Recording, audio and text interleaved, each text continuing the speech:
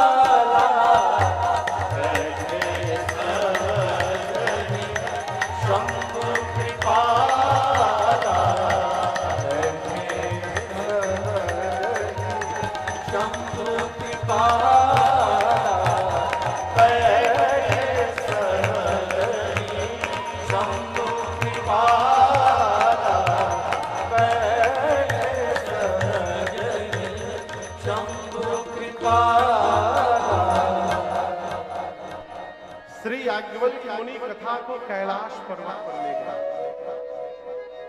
आप लोग कैलाश पर्वत का नाम सुने हैं? कौन कौन सुना है नाम? अच्छा, सब सुने हैं, अच्छी बात है। कैलाश पर्वत पर भगवान शंकर और मां पार्वती जी का सदैव वास है।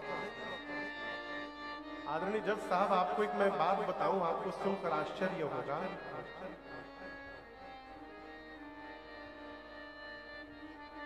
दुनिया की सबसे ऊंची चोटी माउंट एवरेस्ट है। उस पर सैकड़ों लोग जा चुके हैं, परंतु आज तक कोई कैलाश पर्वत पर नहीं चढ़ा है। जब आप सैटेलाइट व्यू देखिएगा कैलाश पर्वत का, आपको लगेगा कि मानो शिवलिंग रखा गया। पर्वत के चारों तरफ जलहरी बना हुआ है। और एक रिपोर्ट मैं बताऊं, गूगल का रिपोर्ट है, यूट्यूब पर वीडियोस पढ़े आप, देखिएगा। कैलाश के ऊपर पर्वत पर लाइन से मूर्तियां बनाई गई हैं। क्या बनाई गई है? और उन मूर्तियों की लंबाई कितनी है? 200 से 250 फीट लंबी मूर्तियां। बाबू दिखाएंगे आपको रात में। 200 से 250 फीट लंबी लंबी मूर्तियां कैलाश के पत्थर में बनाई गई है कतार से, बिना दिखे ना उस दिन। आप देखे ना। अब आप बताइए, यदि वहां आज तक कोई चढ़ा ही नहीं तो मूर्तियां बनाया किसने? वो मूर्तियां कैसे बन गई? ये प्रमाणित करता है सदा जहां शिव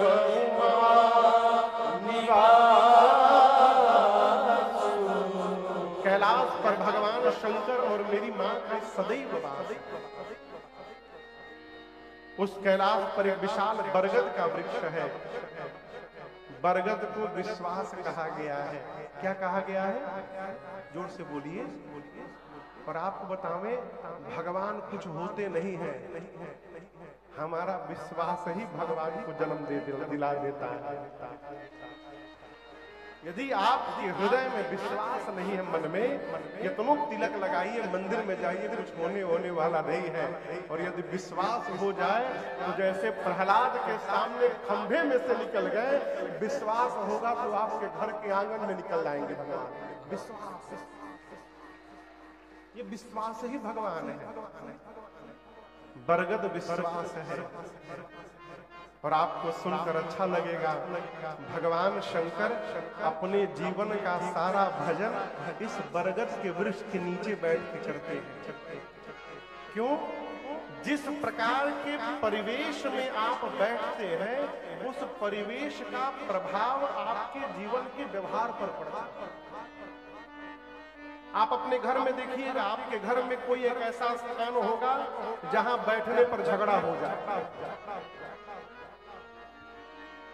इसीलिए पहले के लोग हर व्यवहार के लिए स्थान निश्चित रखते थे। कहां घर में बैठकर भोजन करना है, कहां बैठकर जगत की बात करनी है, कहां परिवार की चर्चा करनी है।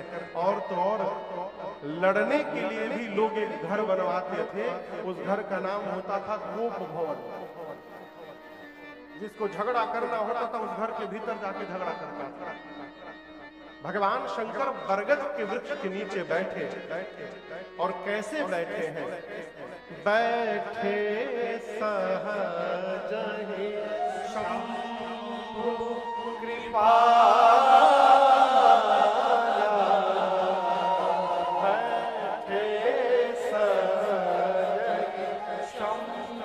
भगवान शंकर सहज होकर बैठे। क्या होकर बैठे? जोर से बोलिए। इस सहज बुझाता कहा गया है, उत्तमा सहजावृत्ति मध्यमा ध्यान धारण। जितना यम नियम आसन प्राणायाम प्रत्याहार धारणा ध्यान समाधि अष्टांग के जो 8 पायदान बताए गए हैं, यदि आप ये कर रहे हैं तो मध्यम व्यवहार कर रहे हैं। ये श्रेष्ठ व्यवहार नहीं है। अभी उत्तम क्या है? सहज हो जाए। यदि आप सहज होकर ये करेंगे तो इसका प्रभाव दिखाई पड़ेगा। और यदि जीवन में आप सहज नहीं है, ये दोनों ध्यान लगावत नहीं, होने वाला नहीं। ये सहज होना क्या है?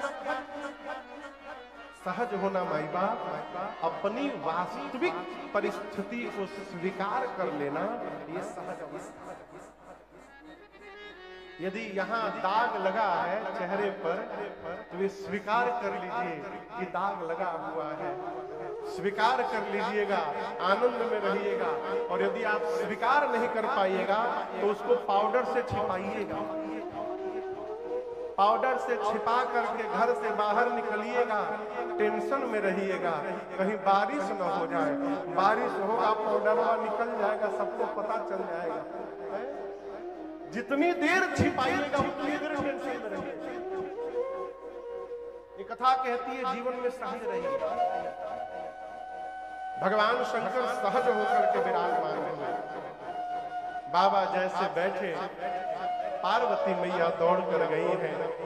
भगवान शंकर ने अपने वामांग में मां को स्थान प्रदान किया है। कोई नेता होता यहाँ पर नहीं है ना? हैं लोग, तब नहीं बोलेंगे।